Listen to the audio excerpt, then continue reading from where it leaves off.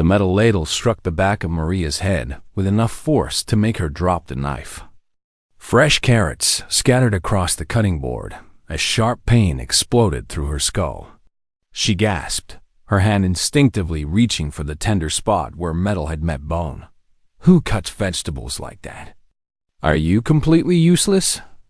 Jessica's voice sliced through the kitchen, loud enough to carry into the dining room where Maria's husband sat with his family.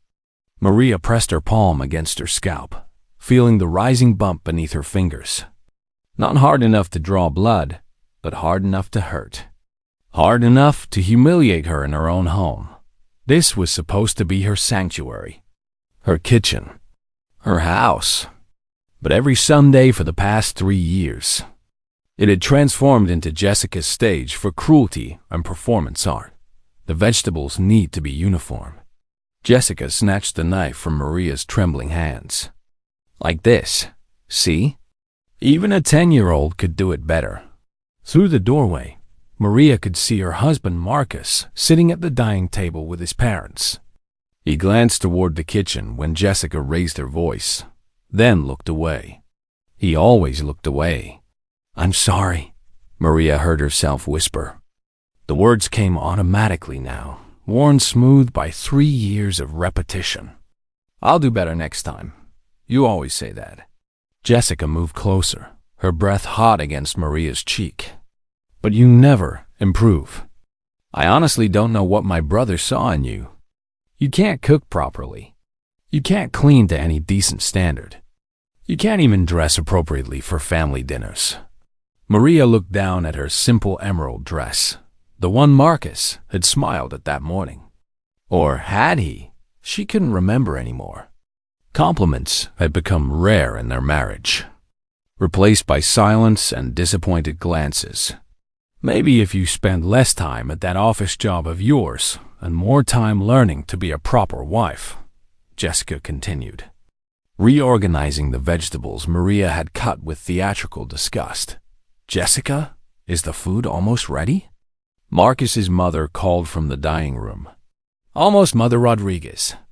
Jessica's transformation was instantaneous, her voice suddenly sweet as honey. Just helping Maria with the basics again. She tries so hard, bless her heart. The false kindness in Jessica's tone made Maria's stomach turn. At least the insults were honest. This sugary facade was worse somehow, more calculated. Maria turned back to the stove, stirring the pot of greens while Jessica made a show of correcting every piece Maria had cut. The kitchen felt smaller by the minute, the walls pressing in as steam rose from the pots, and Jessica's expensive perfume mixed with the smell of food. "You know," Jessica said quietly, so only Maria could hear, "Marcus told me he's exhausted by all of this. By you. He deserves better than someone who can't even handle a simple Sunday dinner without supervision." The wooden spoon in Maria's hand froze mid-stir. "He said that? Oh, sweetheart." Jessica's laugh was soft and cutting. "He says lots of things. Things you don't hear because you're too busy pretending to be something you're not." Before Maria could respond, Jessica grabbed the pot of greens and swept out of the kitchen, calling brightly, "Dinner is served, everyone." Maria stood alone in the suddenly quiet kitchen. She caught her reflection in the microwave door. An exhausted woman with sad eyes stared back at her. When had she started looking so defeated? When had the light in her eyes dimmed to almost nothing? Through the doorway, she watched her husband laugh at something Jessica said. Watched his parents smile and nod approvingly. Watched Jessica sit in the seat next to Marcus. The seat that should have been Maria's. "Maria!" Marcus called out impatiently. "Are you bringing the rest of the food, or what?" She picked up the platter of roasted chicken, the one she'd spent 2 hours preparing perfectly. As she set it down on the table, she noticed something strange. The way Jessica's hand lingered on Marcus's arm, just a moment too long. The way he didn't pull away. The way they looked at each other with an intimacy that made Maria's chest tighten. She was being paranoid. Jessica was his sister. Sisters didn't look at their brothers like that, but they weren't related by blood. And that look wasn't sisterly at all. "Maria, sit down," Marcus's father said kindly. He was the only one who ever showed her genuine warmth anymore. "You've worked incredibly hard on this meal." Maria sat at the far end of the table, the spot that had somehow become hers over 3 years of Sunday dinners. The spot farthest from Marcus. "This chicken is absolutely divine," Marcus's mother announced. "Jessica, you've truly outdone yourself this time." Maria opened her mouth to correct her, to say she had made the chicken, marinated it overnight, roasted it to perfection. But Jessica spoke first. "Thank you, Mother Rodriguez. I'd been working on perfecting this recipe for months." Marcus caught Maria's eye across the table. For one brief moment, she thought he might correct his mother. Tell her the truth. But he looked down at his plate and cut into his chicken without saying a word. That's when Maria knew. Something was very, very wrong. Beyond the abuse. Beyond the disrespect. The way Marcus and Jessica sat so close together. The way they moved in perfect sync. The way they seemed to share secrets that everyone else was too blind to see. Her mother's voice echoed in her memory. Words from before she died 4 years ago. "Maria, baby, never let anyone make you feel small. You are enough. You have always been enough." But sitting at that table, watching her husband ignore her while his adopted sister took credit for her work, Maria felt microscopic. 3 years of this had worn her down to nothing. As dinner continued around her, conversation flowing without her input, Maria made a silent decision. She didn't know what she was going to do yet, but she knew she couldn't keep living like this. The woman staring back at her from the microwave door deserved better. Her mother hadn't raised her to be anyone's punching bag. After dinner, as Jessica loudly directed Maria on proper cleaning techniques and Marcus disappeared into his study, Maria found herself alone in the kitchen again. She touched the back of her head, still tender from the ladle strike.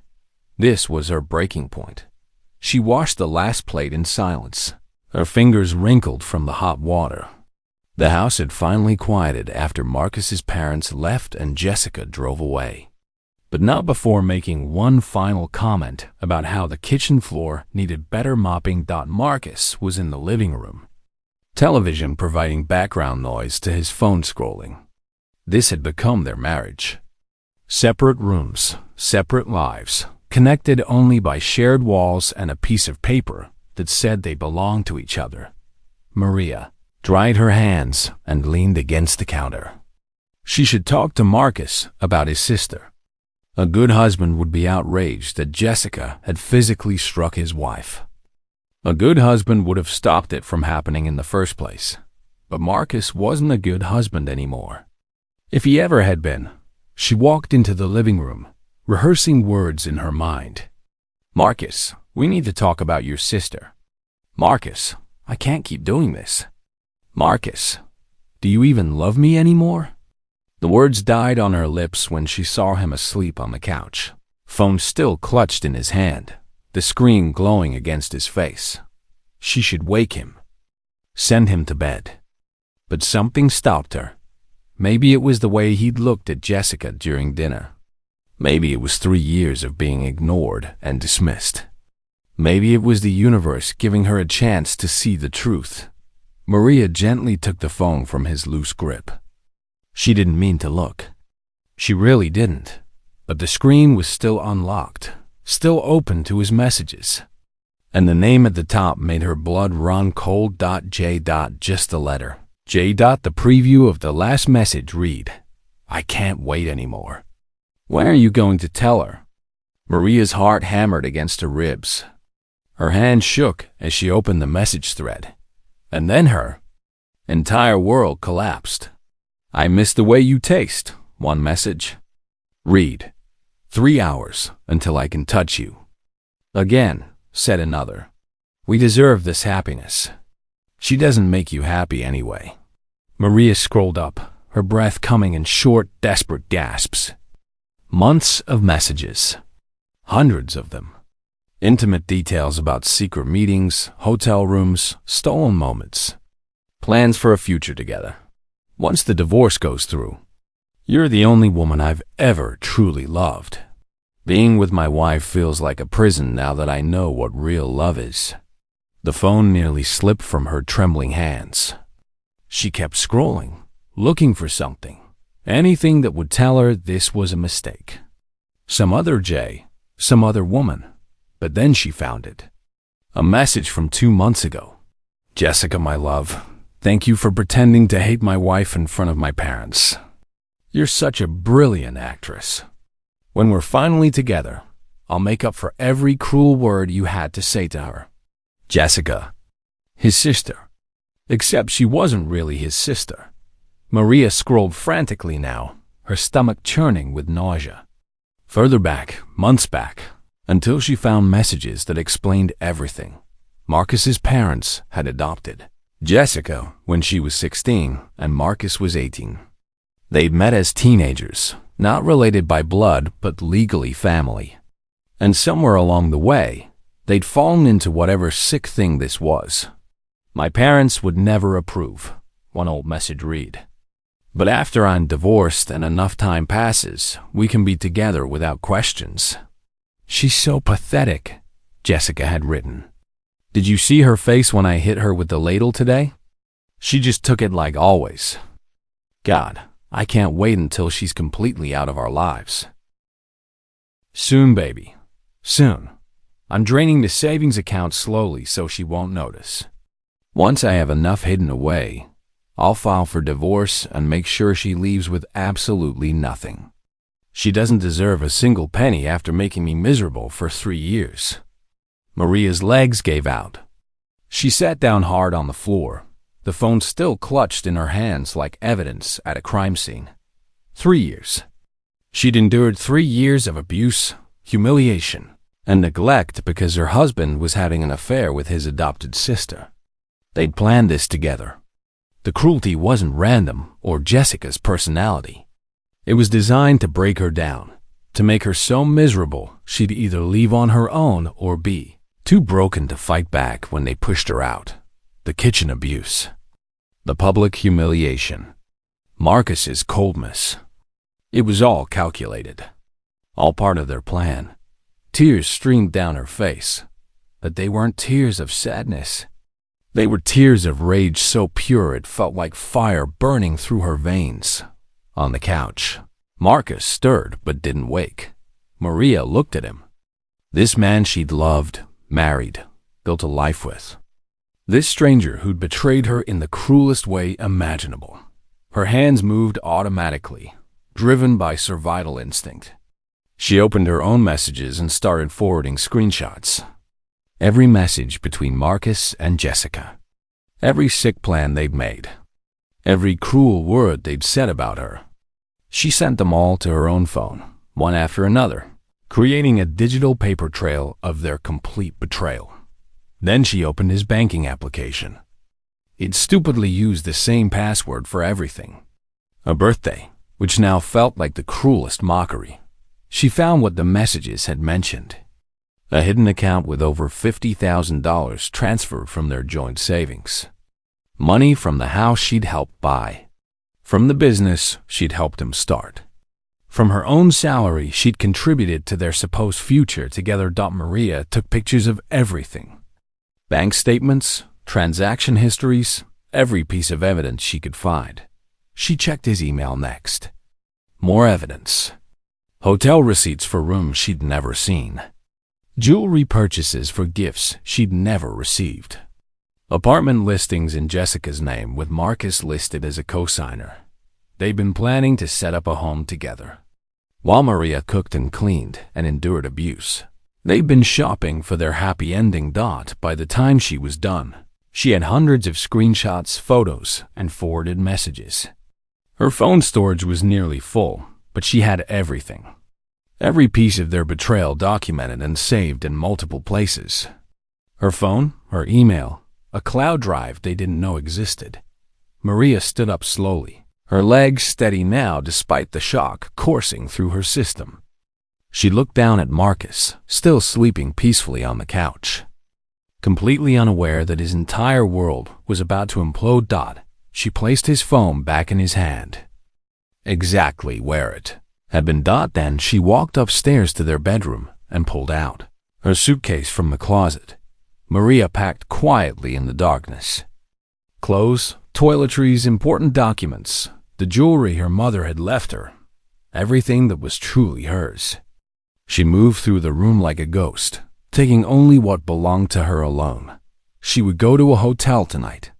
Tomorrow she would find a liar, and then she would destroy them both. Not with anger or violence, but with truth and the law. As she zipped the suitcase, Maria caught her reflection in the bedroom mirror.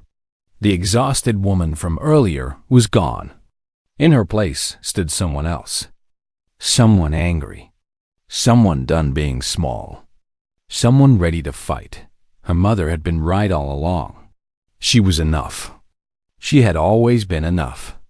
And now she was going to prove it to everyone, including herself. The hotel room was simple but clean. White walls, beige carpet, a small desk by the window. Maria sat on the edge of the bed with her laptop open, systematically organizing the evidence she'd gathered. Outside, the city continued its Sunday night routine, completely oblivious to the fact that her entire life had shattered. Just hours ago, her phone had been buzzing constantly since she left. Marcus had woken up and found her gone. The messages started angry, then confused, then worried. She hadn't responded to a single one. "Where are you, Maria? This isn't funny. My parents are calling asking if we're okay." "What am I supposed to tell them?" "Answer your phone right now." Maria muted the notifications and continued working. Every screenshot was renamed, dated, and organized into folders with clinical precision. Bank fraud. Evidence of affair. Planning and conspiracy. Text messages. It was methodical work, and it kept her mind focused on action instead of pain. Around midnight, Jessica started texting too. "Marcus is worried sick about you. Where are you? Whatever problem you two are having. Running away won't solve anything. You're being incredibly childish right now." Maria almost laughed at that last one. Childish. The woman who'd been physically hitting her with kitchen utensils was calling her childish. She didn't respond to Jessica either. Let them worry. Let them panic. Let them wonder if she knew. By 2 in the morning, Maria had a complete digital case file. She backed it up in 3 different places, including sending a copy to her work email with a time-delayed delivery. If anything happened to her, if they somehow managed to delete everything, that email would send automatically in 3 days. Only then did she allow herself to feel the full weight of it. The pain, the humiliation, the grief for a marriage that had been dead much longer than she'd realized. She cried into the hotel pillow, letting out 3 years of suppressed emotion. 3 years of feeling worthless and inadequate. 3 years of believing she was the problem. But even as she cried, part of her was already planning the next steps. Already thinking about lawyers and evidence and justice. Monday morning came too soon and not soon enough. Maria showered, dressed in her best navy suit, the one she wore for important work presentations, and put on makeup carefully.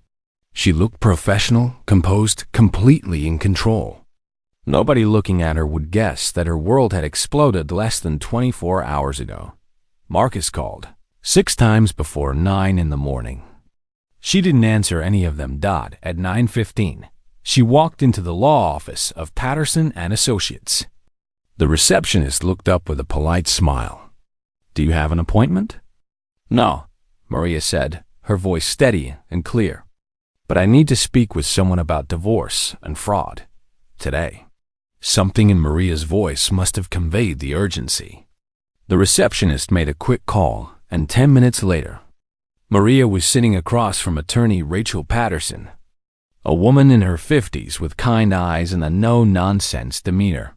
"Tell me everything," Attorney Patterson said simply. So Maria did. She showed the screenshots, the bank statements, the messages between Marcus and Jessica. She explained the 3 years of abuse, the ladle incident, the systematic financial theft. She told it all calmly, factually, with the same tone she used in business meetings. Attorney Patterson's expression grew darker with each revelation. When Maria finished, the lawyer sat back in her chair, fingers steepled thoughtfully under her chin. This is one of the most clear-cut cases of fraud and manipulation I've seen in 20 years of practice, she said slowly. They documented everything themselves. It's almost like they wanted to get caught. What happens now? Maria asked. Now we build an airtight case. File for divorce immediately. Press charges for the financial fraud. Make sure you get everything you're entitled to, and then some. Attorney Patterson leaned forward intently. But I need to ask you something, and I need you to be completely honest. Are you prepared for how ugly this will get? They will fight back. They will lie. They may try to paint you as unstable or vindictive. Maria met her eyes without flinching. Let them try. I have the truth. Good. Attorney Patterson smiled grimly. Truth is the most powerful weapon in any courtroom. Over the next 2 weeks, Maria lived a careful double life. By day, she was the same wife Marcus and Jessica expected. Quiet, obedient, cooking Sunday dinners without visible complaint. By night, she was a woman on a mission, gathering evidence and building an unshakable case with Attorney Patterson's expert guidance. She went through every document in the house when Marcus was at work. She found mortgage papers she'd never seen before, business contracts with her forged signature, property deeds that had been altered without her knowledge. Marcus had been meticulous in his theft, but he'd also been arrogant enough to keep detailed records. Criminals always keep trophies, Attorney Patterson explained during one of their secret meetings. They can't help themselves. They want to admire their own cleverness, and that's usually what brings them down. Maria photographed everything, never taking originals, never leaving evidence that she'd been searching. She became invisible in her own home, watching and waiting and documenting. The hardest part was the Sunday dinners. Sitting at that table, watching Jessica touch Marcus's arm possessively, listening to them share private jokes while his parents remained completely oblivious. But Maria had become an actress too, playing her part with perfect precision. The roast is excellent today, Maria, Marcus's father said during the second Sunday. You've really outdone yourself this time. Oh, Maria didn't make the roast. Jessica cut in smoothly, her voice dripping with false sweetness. She burned the first one completely, so I had to step in and save dinner. Didn't I, Maria? Marcus's father frowned slightly. Is that true? Maria met Jessica's challenging gaze and smiled sweetly. Jessica is always so helpful. I honestly don't know what I'd do without her constant guidance. The look of surprise on Jessica's face was worth the lie. She'd expected Maria to correct her, to fight back like before. Instead, Maria's complete compliance seemed to unsettle her more than anger ever had. Later, as Maria washed dishes alone in the kitchen, she heard Marcus and Jessica whispering in the hallway just outside.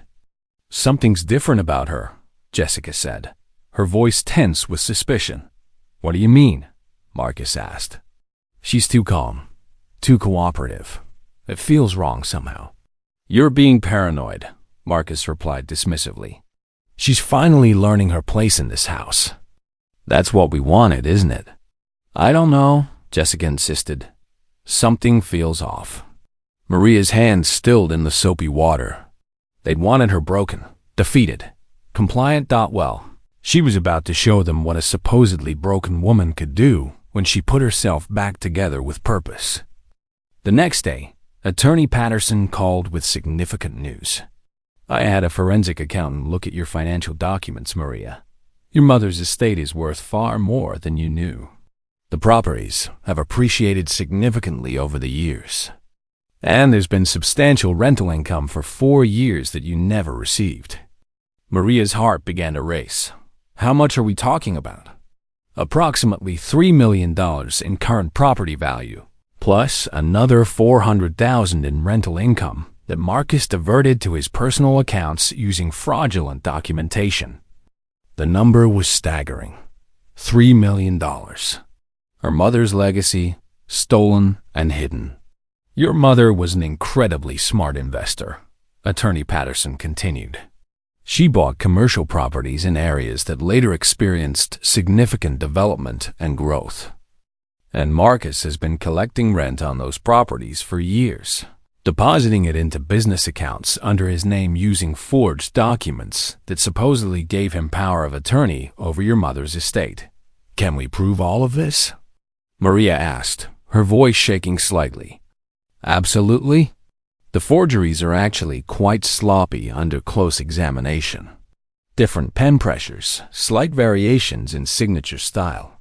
He probably practiced your signature many times, but wasn't quite skilled enough to fool an expert.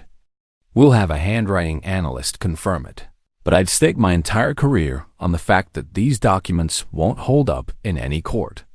Maria felt something like hope stirring in her chest for the first time in years.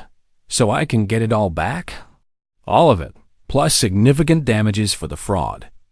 And Marcus will likely face serious criminal charges for forgery and financial fraud.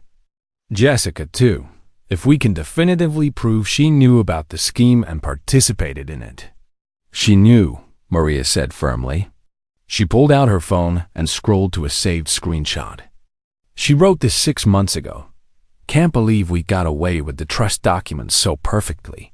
You're so incredibly clever, baby. Attorney Patterson's smile was sharp and satisfied. Then they're both going down hard. 3 weeks after the initial confrontation, Maria sat in a conference room with Attorney Patterson and Assistant District Attorney James Morrison. The evidence spread across the table was overwhelming. Mrs. Rodriguez, Morrison said seriously, I've reviewed everything your attorney provided.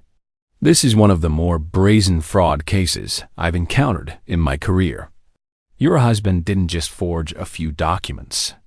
He created an entire fraudulent business structure specifically to siphon off your inheritance. He opened a thick file folder. Here's what we've uncovered. Your mother's estate went through probate 4 years ago.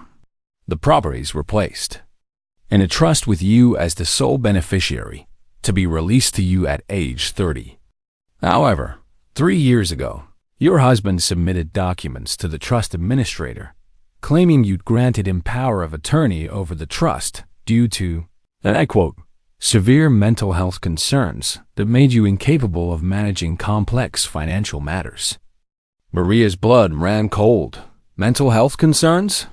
I've never had any mental health issues in my entire life. The documents claim you were hospitalized for severe depression and anxiety, Morrison continued. They include what appears to be a doctor's letter recommending that someone else handle your financial affairs during your supposed recovery. That's completely fabricated, Maria said, her voice rising slightly. I've never been hospitalized for anything except a minor surgery 2 years ago, Morrison nodded. We've already contacted the doctor whose name appears on the letter. She has no record of you as a patient and confirms her signature was definitely forged. That's identity theft, forgery, and fraud against a medical professional. Multiple felonies with serious prison time attached. Attorney Patterson leaned forward. What else did you find?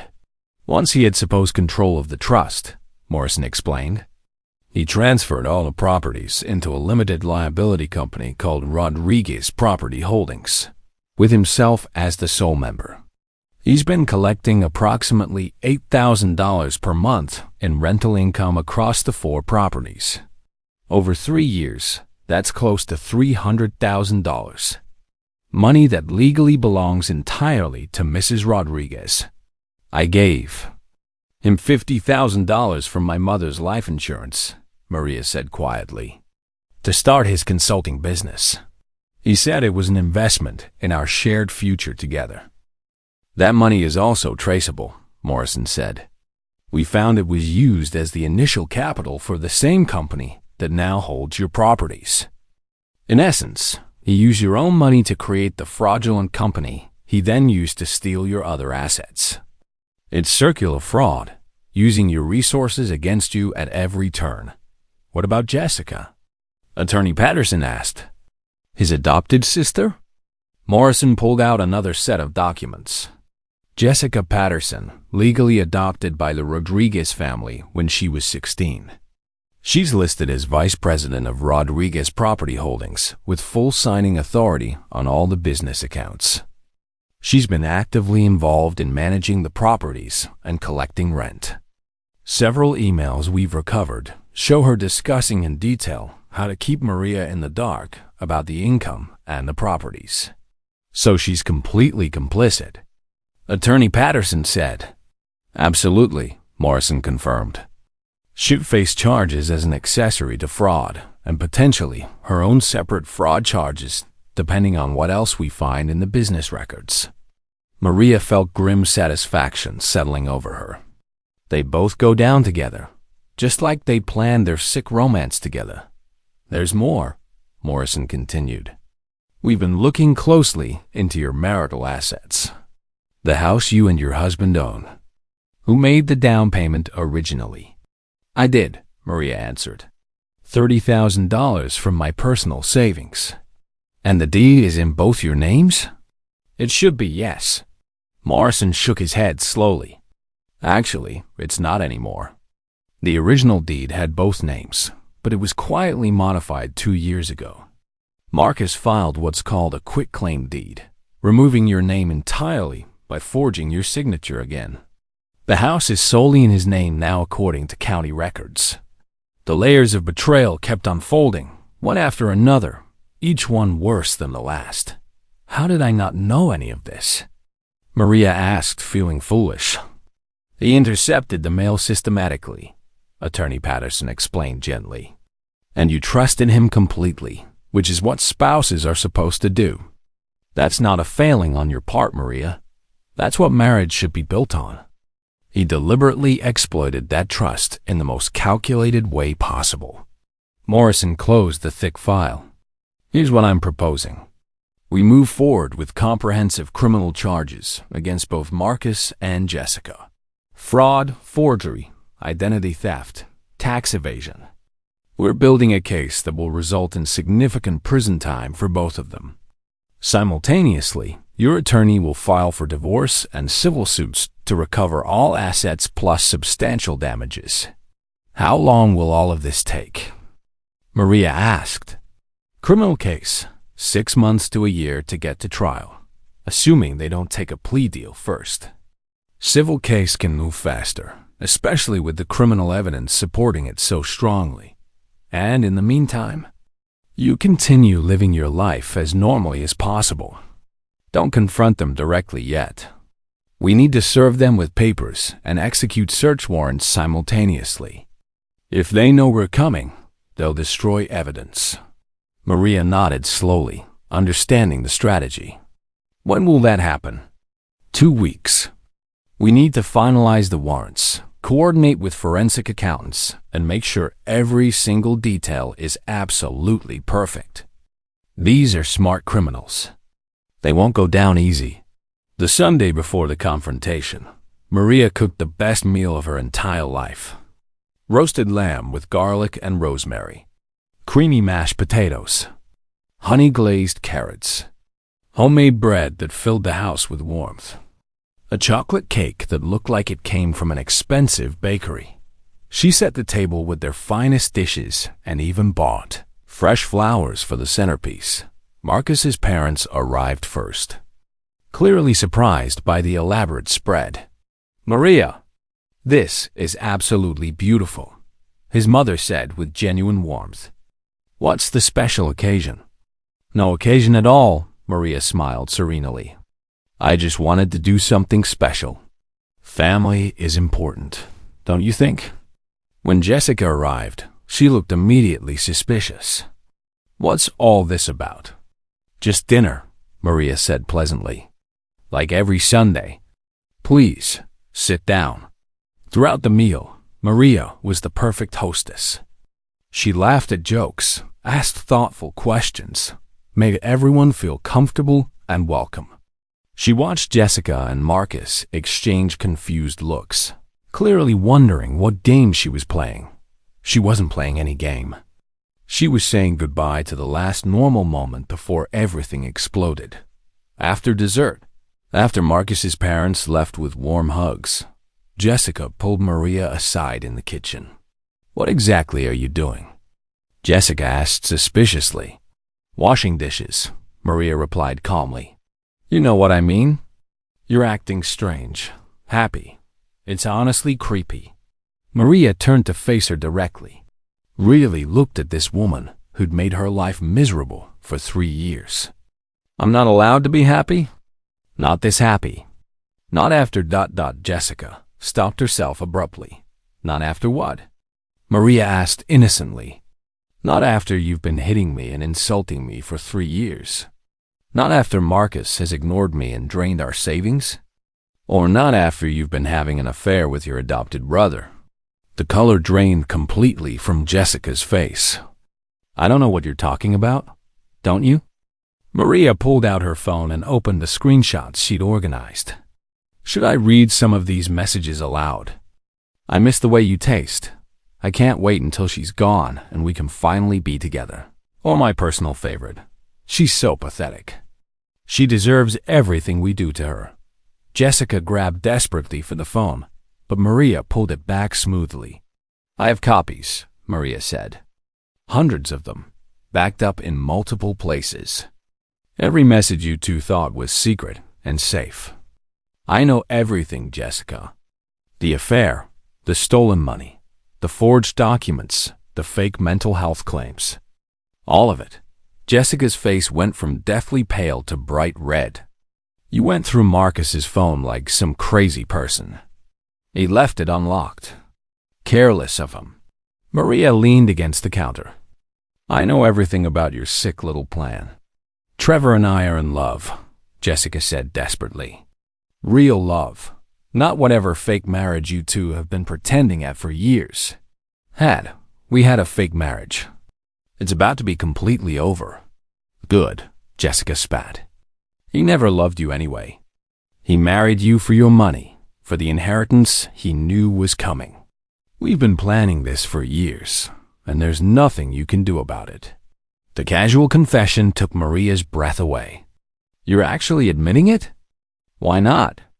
Jessica laughed bitterly. "You can't prove anything real. Those messages don't mean anything legally. And even if they did, what are you going to do? Divorce him? Fine. He wants that anyway.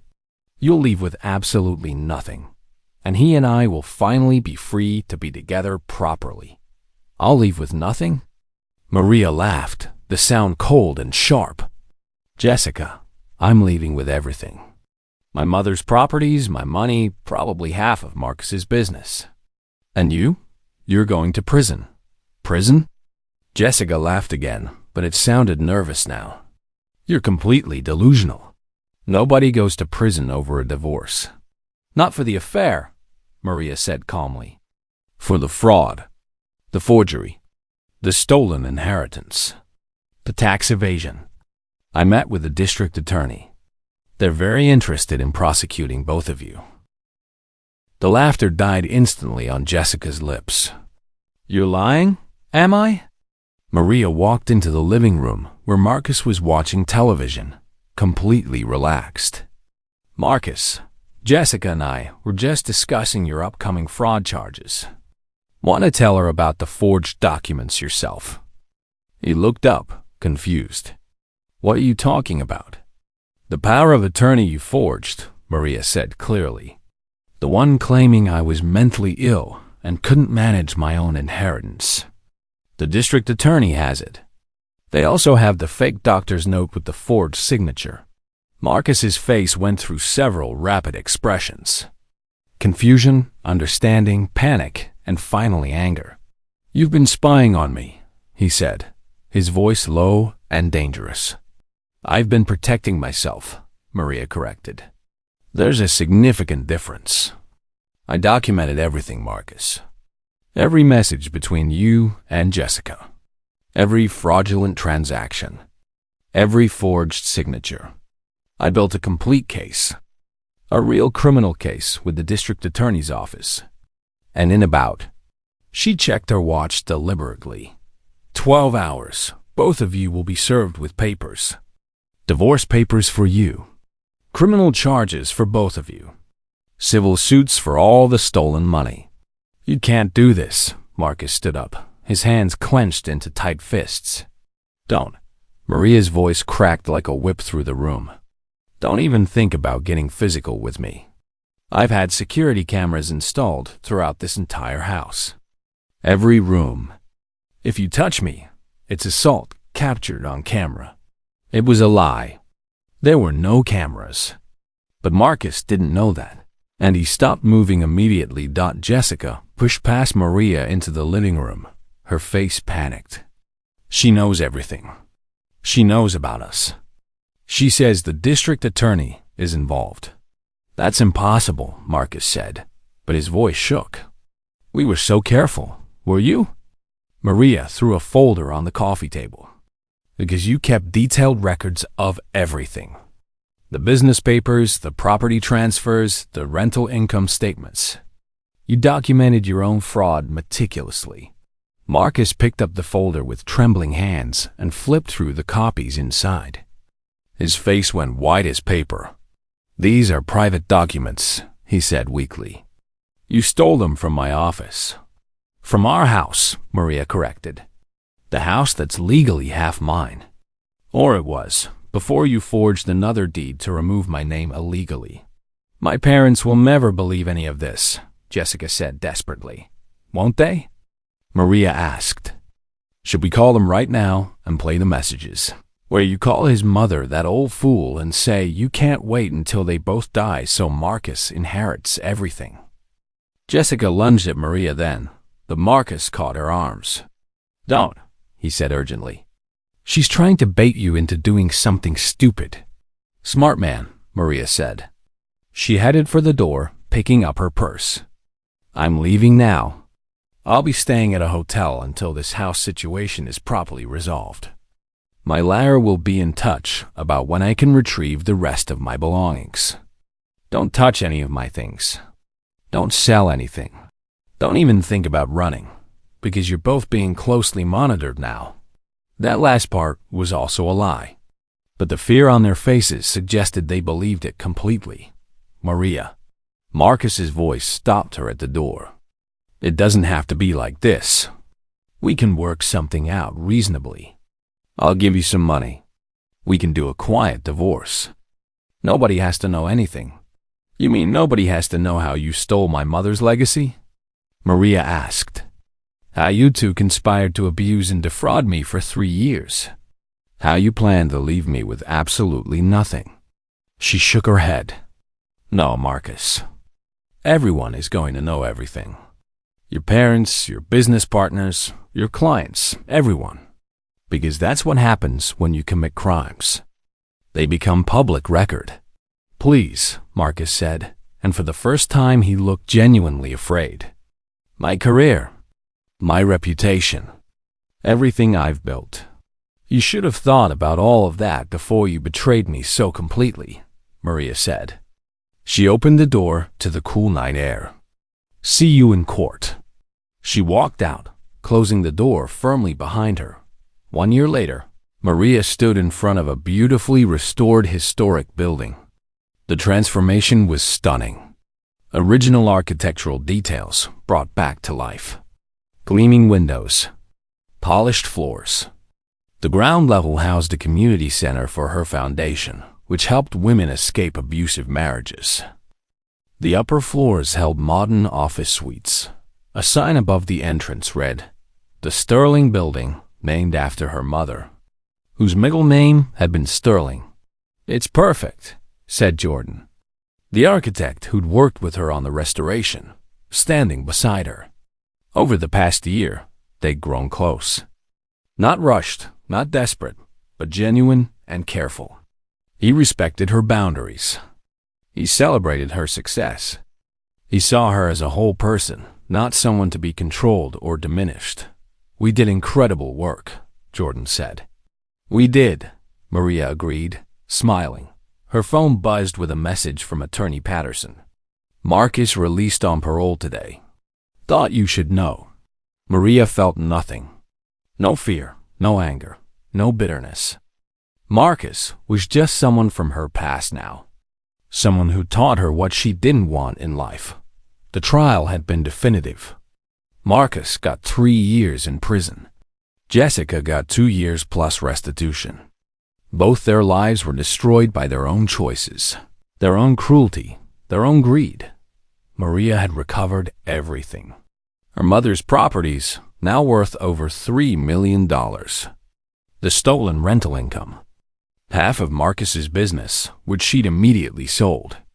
She'd built sterling legacy properties from the ashes of her betrayal, now managing over 20 properties across multiple states. More importantly, she'd built herself back up, stronger, wiser, unbreakable. The Sterling Foundation had helped over 200 women escape abusive situations. Women who, like Maria, had been made to feel small and worthless. She gave them legal aid, temporary housing, job training, and most importantly, hope.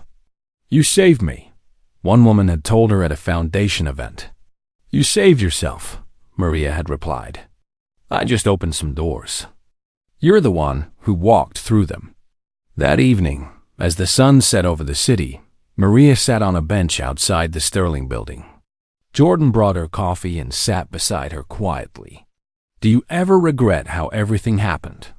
he asked gently. Maria thought about it carefully. "I regret the time I wasted feeling worthless. I regret not seeing the truth sooner. But the experience itself, it taught me who I really am.